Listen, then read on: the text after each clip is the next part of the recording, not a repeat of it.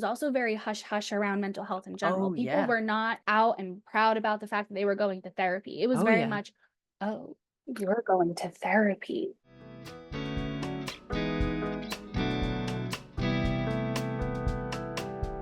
Like domestic violence, suicide and self-harm are topics that make a lot of people uncomfortable.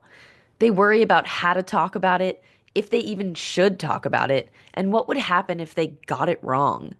But not talking about these issues only makes it more difficult for people to admit when they're experiencing abuse or suicidal ideation. This is Unsilenced, a JBWS podcast where we have real conversations about abuse.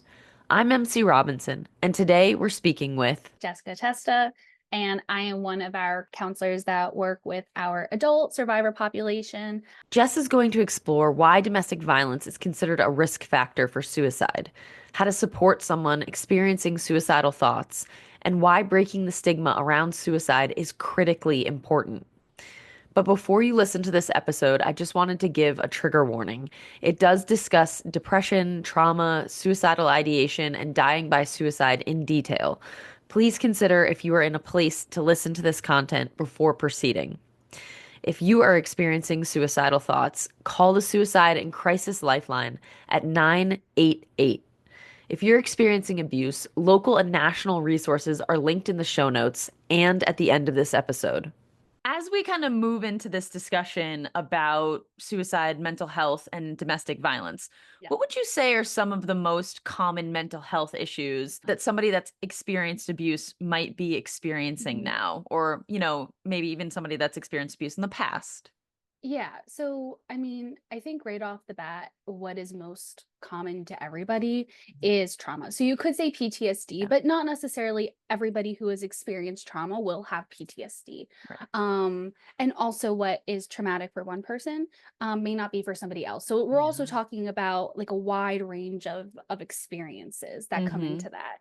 Um, Not to go kind of too off, but even if you think about adverse child experiences, Mm-hmm. it's called like an ACE scale. So Mm-hmm. sometimes with children that have experienced a lot of negative life events, so let's Mm-hmm. say loss of a parent, divorce, those things are all rated a 1 because you Yeah. can't tell somebody someone's experience is more traumatic than somebody else's. Right. Right. So that's why you have such a wide range. So honestly, the biggest thing is trauma. And as a direct result of that, you're probably going to have an increase in depression, Mm-hmm. anxiety, some of those more common mental health disorders, but those are also comorbid with a lot of other ones. So I think just to kind of keep it a little bit more broad, Mm-hmm. probably trauma, PTSD, if that is a diagnosis, and then depression and anxiety. Right. And as you said, not every single person that's experienced abuse will have these specific Right, diagnoses. right, and there could also be other diagnoses from past, so you could have, like, bipolar depression, you can have Right. so many other like, it is so interesting how mental health will show up for you Mm-hmm. just as a direct result of what you have experienced, so that's why, like, I'm just keeping it a little bit more broad, but Totally. most importantly really is the trauma from it Mm-hmm. because that's just a direct result from the coercive control you'll often see, Right. coming out of a domestic violence relationship. Yeah, and this might just be my personal thought, but wouldn't it also be that trauma could probably exacerbate some underlying mental health conditions that you might have also been had or maybe been predisposed to?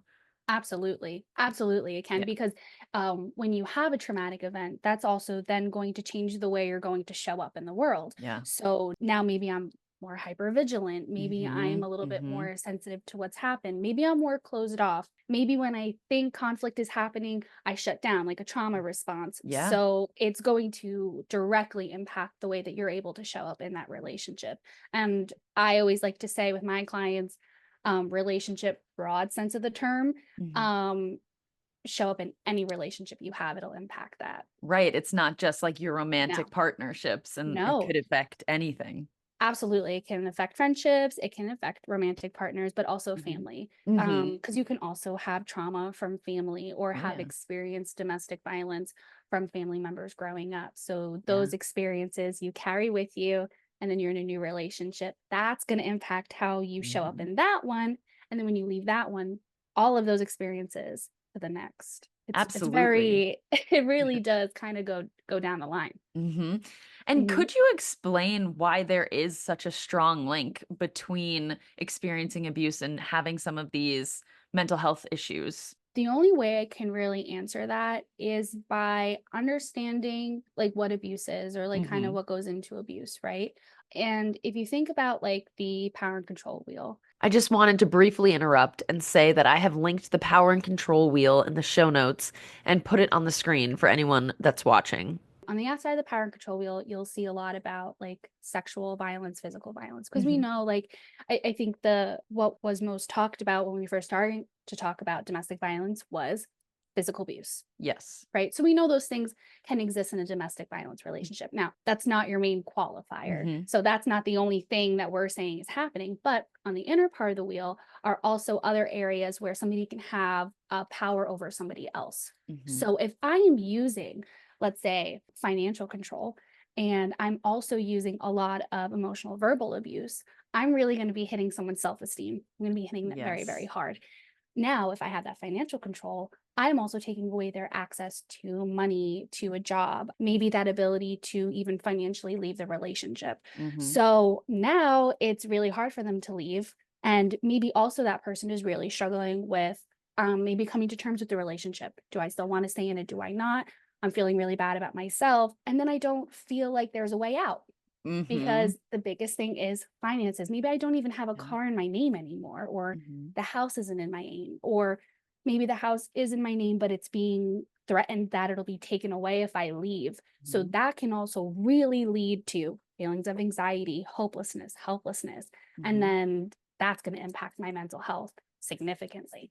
Yeah, and how could it not? I mean, all of those compounding factors, I think, it makes sense that you would struggle in this way. Yeah. And, something I found really interesting in researching this episode is that domestic violence is considered a risk factor for Mhm. suicide. And Yes. that people who've experienced abuse are, it said, 3 times more likely to have Mhm. suicidal thoughts than people who have not. It's Mhm. pretty high if you think about it. So, why Definitely. do you think that is? I mean, I think it's just so many factors. I think a lot of it could be what I talked about too. And I Hmm. think it's also that Yeah. isolation really goes into it because Hmm. if I am starting to not have my social circle anymore, maybe like I've lost family members, maybe I've lost friends, Hmm. and that connection isn't really there, and I'm being so controlled, right? Yeah. Like maybe nothing I can do is okay, nothing I can do is right. Everything is the wrong answer. I can't get Hmm. out financially. I can't do this. Like I'm just Hmm. so isolated. It may come down to just feeling like there is no other way out. Yeah. Yeah. And That's what that would be my assumption. That's what I was thinking too. I mean, Mhm. if you have somebody that feels so trapped in their relationship for all of the reasons that you listed earlier, Yeah. financial control, abuse, being belittled all the time, your world might become so small that you think there's nothing outside of what you're experiencing in that present moment. Right. And I think that contributes to this feeling of what if the only way out is, let's say, Right. suicide? So, Mm. how would you respond to a person who would view suicide as a way out of the abuse that Mhm. they have been suffering? I think we kind of have to look at it in two ways, right? Because you also have, so you have suicidal ideation in general. Mhm. And then, of course, suicidal ideation of somebody that's also maybe experiencing like domestic violence, Right. right? So it could be very much like a cause and effect situation there. But you could Mhm. also have somebody that's experiencing suicidal ideation that maybe is not necessarily in a Right. domestic violence situation. And the reason I bring that up is because what we're really talking about is somebody who is really just suffering so much that maybe something just kind of feels wrong. Maybe they're really upset of life circumstances that have happened, Mhm. right? Like just kind of getting hit left and right by just so Mhm. many changes, maybe a lot of loss in their life. So again, like not Yeah. necessarily domestic violence, but really just struggling with coping. Yeah. Um, and when that happens, right, there's also a lot of shame and guilt associated with that. So not Mhm. only am I feeling hopeless and helpless, now I have so much shame and guilt that it's kind of eating me up on the inside. Yeah. And I don't feel like I have anybody to be able to talk about it to. So I think the biggest thing that people should be aware of when we talk about this is to talk more about it. Mm-hmm. And to also kind of Mm-hmm. like reach out to that person and extend that hand to talk to them, right? To like normalize those feelings, because it's not a bad thing to have those thoughts. I think it's really about somebody wanting to be heard, Yeah. and not necessarily just wanting to be heard, but also just giving the space to listen to them, to hear what is going on, and to kind of destigmatize a lot of the messages that we have heard over the years about Mm-hmm. suicide. I don't know if that Yeah. answered your question. I think I went off a little bit on a No, no, tangent, no, but no, it's good. Tangents always lead to the best conversations, in my yeah. opinion. But, I think suicide, though, in general, is like this topic that people are really like afraid to touch. They don't want to go Absolutely. into it too much. I think there's this belief, a really prominent, strong belief in society that if you talk about suicide or Mhm. self-harm, that it might put this thought into somebody's head that they might not have Yeah. had it before, but now, oh, you mentioned suicide. Now I'm going to feel suicidal. Do you think that's true? That has 100% been a message that has been kind of put out there for a while. And I think Mhm. there has been a lot of really good work, and especially with Suicide Awareness Month and Yes. articles, and obviously a podcast like this, where we really do get together and destigmatize that. Yeah. It Absolutely. You are not going to put any thought into Mhm. somebody's mind that was not there to begin with. So Mhm. if that person was not at a place where they were contemplating suicide, you are not going to then do anything or say anything for them to then suicide. So that's not going to happen. In fact, we really want to open up that door for communication, Mhm. to kind of show that you're there to support that person. And also with that destigmatizing, we have moved away from saying commit suicide, Yeah. because when you say commit, a lot of times you would associate that with committing a crime. So you're Mm. not committing a crime. We don't want somebody to, again, that shame, like that Right, really right. deeply rooted shame that you are doing something morally and ethically wrong. Mhm. Because again, these are like very severe thoughts and feelings that somebody is having, and we want to open the door to help, so that you don't feel that hopelessness, and that we can help to guide you to a place where you feel like that is there for you. So we moved away from commit. So that's just another thing as Yeah. well that is really important to add to the conversation. The proper terminology now is die by suicide, right? Mhm. Yeah. Um, I did hear also like suicided. I don't Oh, know if that's something interesting. that is still being used. So like I said earlier, if somebody does suicide, so you're just using that term. So, Oh, but wow. yeah, so I think there's a couple variations of it, Mm. but yes, die by suicide is definitely one. So yeah, but I think that's what I had heard. So I Yeah. believe we're still using that terminology No, as that's well. good. And the reminder on language is so important because I know that, and yet it's still like I forget to use it. And you're right, Mhm. you don't want to have that Yeah, I mean, judgment. I like when I was growing up in school, I mean, and I talk about this all the time with so many things, it Yeah. was commit suicide. Oh, It yeah. was like, oh, that person committed suicide. And it was also very hush hush around mental health in general. Oh, People yeah. were not out and proud about the fact that they were going to therapy. It was Oh, very yeah. much, oh, you're going to therapy. Dirty little Oh, secret. Hmm. literally dirty little Yeah. secret, like something's wrong. And it Yeah. was almost like that was associated with like a severe mental illness, which also Yes. need to destigmatize that as Yeah. well. Yeah. But like at some, like you're somehow a non-functional human being because you have any diagnosis. Like Right. there was Yeah. just such a stigma around that, and there was a very large stigma around suicide as well. No, and you know what? It's really interesting that you bring this up because literally yesterday I was listening to a podcast, basically the history of this woman and her husband. Everyone had said for years and years had died of a heart attack. Hmm. Well, after about 60 years, the family said, there's a secret.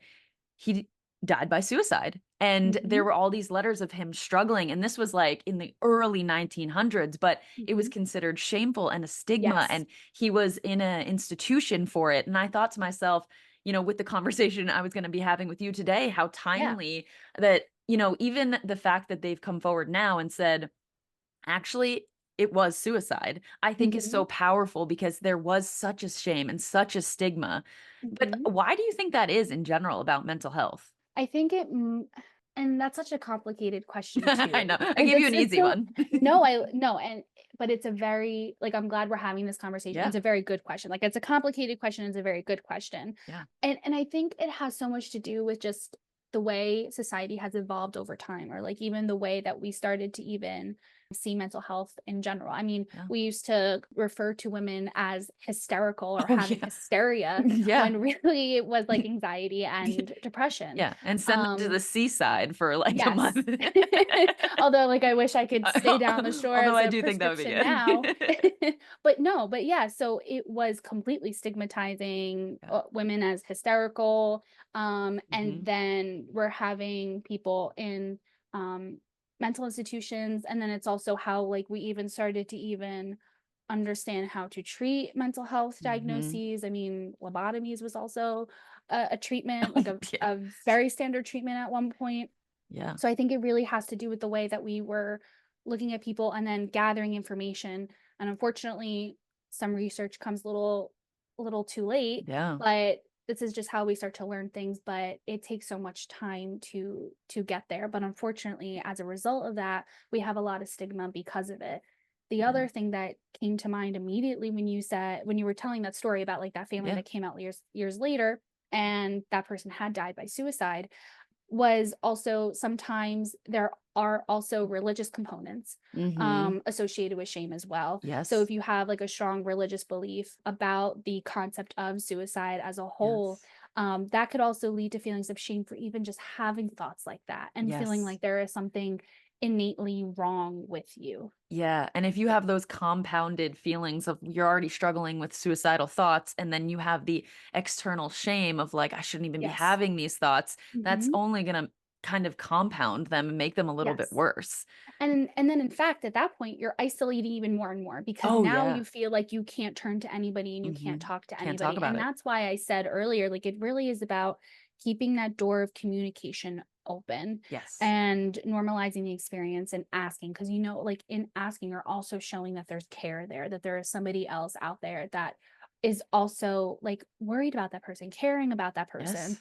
Yeah. Because we sometimes when you're feeling that way, you could just think that there is no one else out You're there. So totally showing somebody alone. that there is. Yes. Yeah. And you Yeah. are never, ever alone. Yes. You Mhm. know, it's interesting because I also think we're talking about shame and stigma, abuse. I mean, there's a huge Yes. shame and stigma around abuse. So you have that, and then you have suicidal thoughts on top of it. I think that is really isolating. And so the danger in isolation, as you said, is you don't really see outside of you, and you could start to believe that you're alone in this experience and that nobody Mhm. cares. So, Yeah. how would you recommend a person might go about expressing concern for a suicidal person that maybe is experiencing abuse? You know, Mhm. what would you suggest are some like tips? Yeah. So I think, because kind of going back to isolation being that biggest component, right? Yeah. Like the one at least that's most noticeable. And especially for somebody experiencing abuse, isolation Yeah. can happen very quickly. So I Hmm. think the biggest thing is showing that you are still there for that person. Right. And don't I would also say not to show up with the mindset that there's something that you have to fix or solve. Mm. I think sometimes Yeah. we make this mistake where when somebody needs help, we think that we need to like tangibly help them and we need to like Yeah. solve something immediately. But Yes. a lot of life's problems, and not to be too existential, but a lot of life's problems cannot be solved Yeah. in that Yeah. day, in that week, in that year. Like a lot of things are just not solvable. But I think as long as you can just kind of show up and lend that empathetic ear and show that you're there for that person, that can do wonders. Like, can Yeah. you be a safe support for that person? You know, Hmm. and of course, do things within your realm of capability, right? Like, what is the Yeah. support that you can show for that person? If you can show more outside of empathetic support, so if they did need more tangible physical support at some Hmm. point, and you can do that, it's fantastic. But I Hmm. think just being there as an empathetic listener, Yeah. showing interest that you want to hear, you want to know what's going Hmm. on, and then letting that person know that you want to help them, Yeah. whatever help looks like for them, you know, Hmm. and like they don't have to go it alone. I think that's the biggest thing. Yeah, because I do think people are just so afraid to ever harm somebody that Mhm. it might prevent them from expressing concern. And that's the last thing that we really want Right. somebody to do. Also, just to add on to that, so like you can just come to somebody and even say, like, I've been thinking about you a lot lately. Yeah. I am worried about you. I have noticed these things. Hmm. How are you? What is going on? Like, I just want to sit down with you and talk. Yeah. And you know, if somebody is willing and open to talking with you, they will share with you. And if they're not, then they won't. Yeah. And I mean, you can't control what somebody is or is not going to do. And the hope Hmm. is that somebody will take that and open up to you and talk to you about what's going on. It may not be every situation, and I also don't want people to take on the responsibility like that I'm somehow the person that Right. is going to make it or break it for Yeah. somebody else. Right. That is not the case. But you could always call for help when you need it, Yeah. but just be there as a support for that person, and just try to reach out. Right. And yeah, you're right. Like nobody could control one person's actions. Like Right. that person's always Absolutely. responsible for their own actions. And I think that in general is something that we need to talk about because, like you said, you don't want to prevent people from expressing concern or whatever. But that presence, I think, also can't be overstated. And I think Mhm. people think they need to have the answers. They need to know what to do. Like they need to be super educated about stuff. Obviously, that always helps, but also just showing up and asking, like being there, even just Mhm. sitting there, I think can make a huge difference. But, you touched upon this a little bit earlier with the stigma, with the shame. Not everybody's Mhm. vocal about what they're going through. No. Even if somebody isn't talking about feeling suicidal, what might some of those signs be that they're really struggling? Yes, and that's why earlier I said too, like, if someone is willing to talk, they will. Like, you're not going to be the Yes. be all end all. I unfortunately, like, I have heard of situations. I have had friends that have had people in their life where they were just shutting down completely and were not talking to anybody. Yeah. So there was nothing, even when those people were showing up for them every day and like I Yeah. want to talk to you, I want to be there for you. it that person was not receptive of that at that time, so that is just an important thing to put out there. And that's why we also talk about, like, when you ask somebody, you're not going to put anything into somebody's head that is not readily there, but Right. it is so important to ask because maybe they don't even feel like it's safe for them to verbalize that, to say Yes. it, right? Because even to say it out loud, like, Yeah. we're talking about just having the thoughts in your head is shame and guilt, Yeah. but now to say that out loud can feel incredibly shameful. So that's why we always say Yeah. ask directly. Hmm. Um, Oh, but interesting. yeah, always ask directly. I think it's very important, right? Because it puts it in the Mm. room with you. So we don't want to Yeah. kind of dance around it and say, like, are you having like negative thoughts? Yeah. Are you, it seems like something is off. I think it's also just, so that's why we really want to be very direct and say, like, are you having thoughts of suicide? Wow. And then you're opening the door and bringing it into the space in the conversation. It's a It's a lot very easier to say powerful question. yes. Yeah, it's a It lot is. easier to say yes than to admit it. Yeah. Wow. So a lot of the things that you will probably notice if somebody is having suicidal ideation, and if we're talking maybe something that has advanced, maybe they're getting close to an attempt. Yeah. Abnormal behavior, anything that's out of the realm of how they would typically react and behave in their Right. day-to-day life. You could also see people giving away items, giving away Right. things, Hmm. things that they wouldn't necessarily give away. Also, too, just that futuristic thinking. If we're no longer thinking about the future, that can also be like a real Mm. indicator of like that. Again, I'm going to say it again. I've been saying it this whole episode, but like helplessness, hopelessness. If they're no longer Yeah. looking to the future, that can indicate that maybe something is off as well. Right. So when we were preparing for this episode, we talked a little bit about the levels of suicidality. Can you Mhm. explain what you mean by that?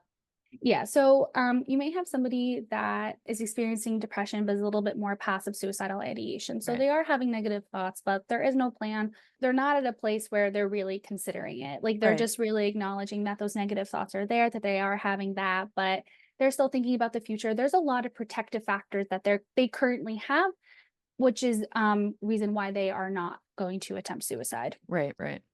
Then you may have somebody who is having more active suicidal Right. ideation, more intrusive negative thoughts, really active suicidal ideation, and maybe they are also starting to think of a plan, Right. right? So then you kind of get to a plan, a place, a method, and then at that point, when if somebody does have like the means to do it and have access as well to do that, then Mm. it's also really at that point where it is keeping that person safe for now to call for help. Right. So like to have somebody come and assess them Hmm. and get help for them. Right. And so, would an example of like passive suicidality be? A friend of mine once said it's not that they were going to take an action or Mhm. do something immediately, but if they're driving a car and happen to get into an accident, it wouldn't bother them at all. Because Mhm. would that be kind of how you would classify passive suicidality, or would you give a Yes. better example? I think the common one has been like sometimes wishing you go to sleep and not wake up. I think that's Yeah. the one that is very common and is talked about a lot when we think about that. Mm, Just kind of thinking it's but some very similar to like a car crash. Like if something yeah. happened tomorrow, like it would be okay because then I wouldn't have to deal with what's happening. Mm, But then there can be those protective factors that are going to come in. So somebody may say that, but then they may follow it up with, but I'm not actively thinking about that. It's not something yeah. I want to do. I have my faith. Faith can be a very huge protective factor. Right. I have my family. I have my Hmm. pets. I have my children. I Yeah. have my career. I'm in school. Like I want to finish. So those are very, again, Yeah. because when I said about futuristic thinking, Hmm. those are future goals. Oh, So when you're having interesting. that future forward thinking, that's a protective factor because now you're not thinking about like my life is going to end. You're thinking about the other Mm. things in life that I still have yet to accomplish. That's really interesting. Could you talk a little bit more about protective factors? I've never heard Mhm. that term before. So a protective factor is what somebody has that is honestly kind of like a support, things that they can lean on that Yeah. are keeping them here and safe, Hmm. right? So protective factors, let's say there's a family member who you have that you're caring for, right? And you're that person's primary caregiver. Hmm. And they really depend on you. Hmm. And you are having negative thoughts, you are having thoughts of suicide. Right. But that person is a protective factor for you. What that means is that, maybe you're coming to session and you're saying, I am having these thoughts, like if I just want to, go to sleep and not wake up the next day, but I could never let that happen because my family member needs me Mm. and I don't want to leave them without me. I Right. care too much about them. That is keeping you safe. That is Yeah. keeping you here, Yeah. right? Or like I know a couple people who got dogs for that exact reason because they're Yes. dependent on me. They have to, or plants. And it's Yeah. it's really interesting how many different protective factors there really are, even if you don't have, let's say, somebody that's fully depending on you. Well, maybe you have to keep your Tamagotchi alive. You know what I mean? Yes. Like there's Yeah. like 1,000 things. Yes, and there are all these things that you care about so deeply in your life that bring you love, bring you joy, like Yeah. things that matter to you that imagining them going on life without you or imagining them hurt or them not having you is also something that is keeping you here. Really And just like important. having to imagine that is oftentimes like just very difficult for people because you Hmm. love them, you care about them, and you know that they love and care about you. So it's that awareness too that this would be impacting them negatively and you would never want to do that to them.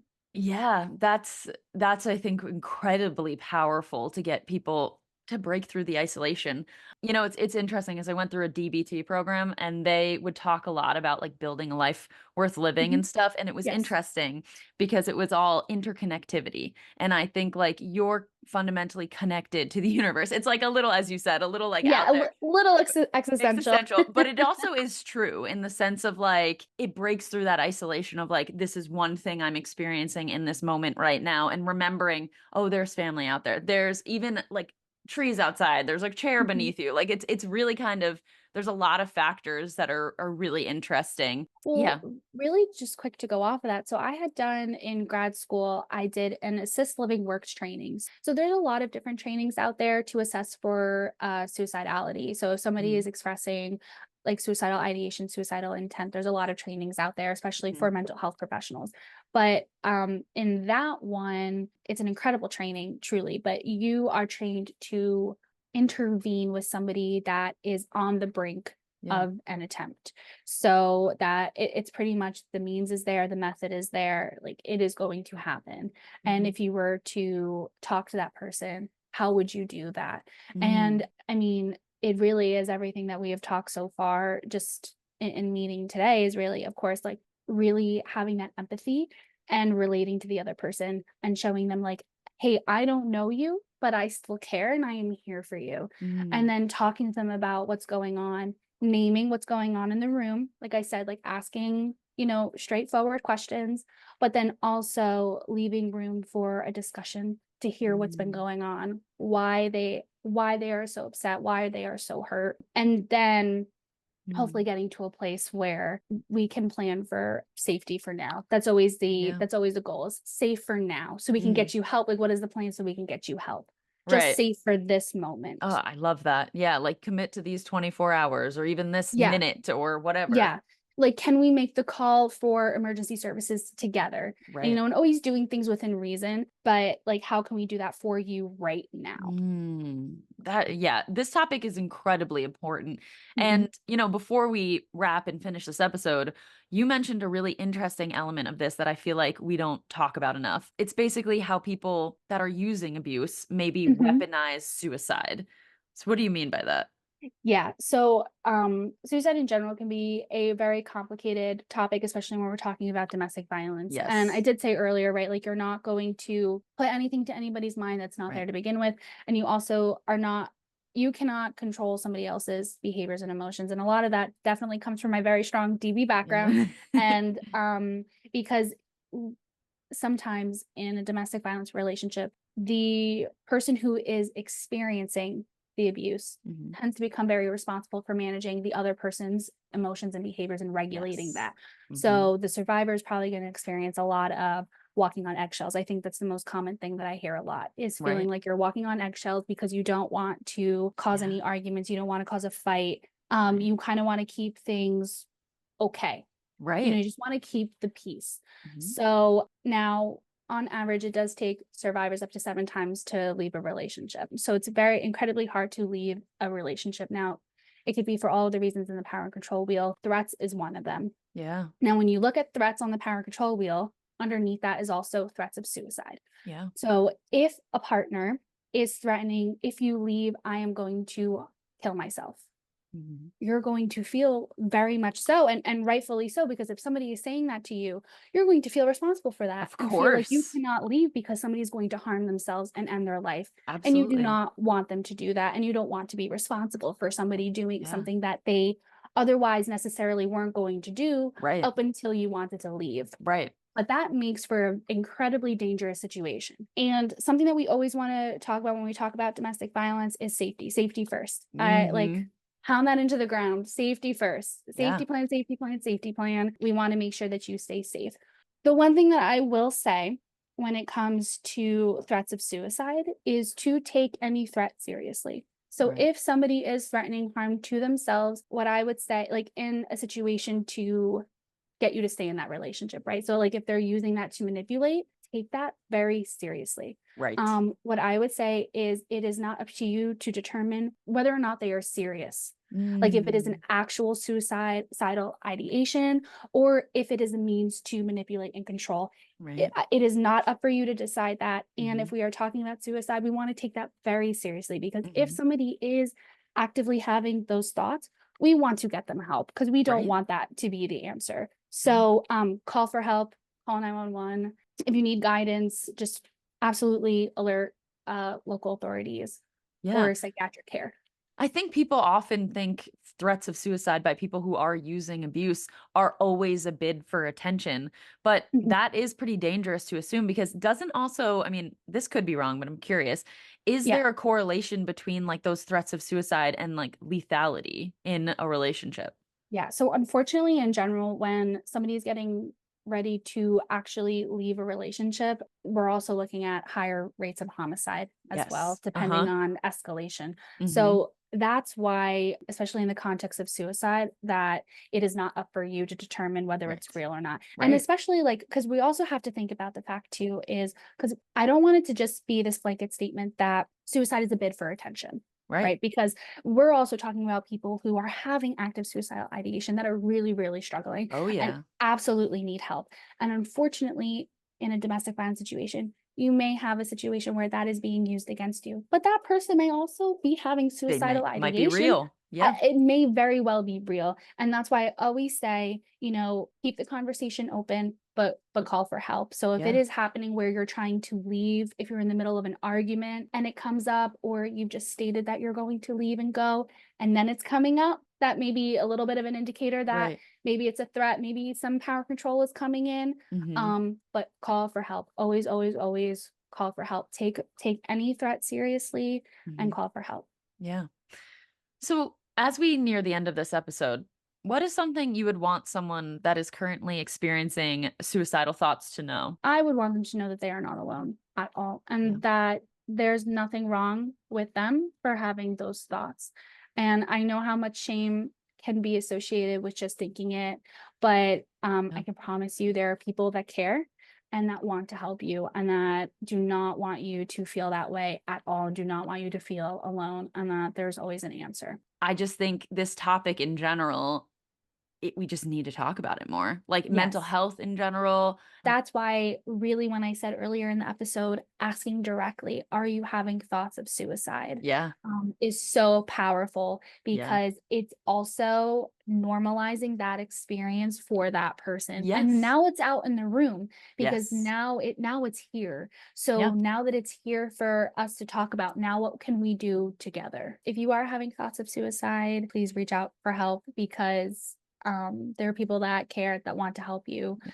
and that just want to listen to what is going on to you, to reach out to family members. It's a very incredibly isolating experience. Hmm. For survivors of domestic violence who are also experiencing that, to also know Yeah. again that you are not alone. If you're not necessarily living in the county that we are in Morris County, where JBWS is, Right. each county does have their domestic violence organization you can Hmm. reach out to. So you can also always reach out to the suicide helpline. You can also reach out to the 24-hour domestic violence helpline. Hmm. Each agency should also have their 24-hour Yes. helpline. Hmm. So reach out, contact, even if you don't have a family member that you can talk to, reach out to those helplines to talk to somebody so that way you can have support, because support is there for you. Yeah. And we absolutely always want to help you. Thank you so much, Jess, for sharing your knowledge about this topic and helping people experiencing suicidal ideation feel less alone. I hope that this episode encourages you to talk more about abuse, about suicidal ideation, and about mental health in general. It can reduce isolation and help people feel understood and comfortable reaching out for help. If you are experiencing suicidal thoughts, please remember that you are not alone and you can always call the 24-hour Suicide and Crisis Lifeline at 988.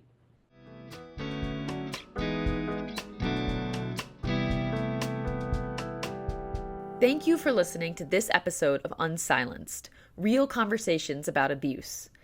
This podcast is produced by JBWS, a domestic violence agency serving Morris County, New Jersey. Please let us know what topics you would like covered on this podcast by sending an email to podcast@jbws.org. Please note that this email address is only intended for content relating to the podcast. It is not meant to offer immediate assistance or access to services. If you live or work in Morris County and think you might be in an unhealthy relationship, JBWS is here to help. Please visit our website at jbws.org to learn more about our services, or call our 24-hour helpline to speak to members of our staff at 1-877-782-2873. If you recognize controlling or abusive behaviors in yourself, JBWS can also help change those behaviors.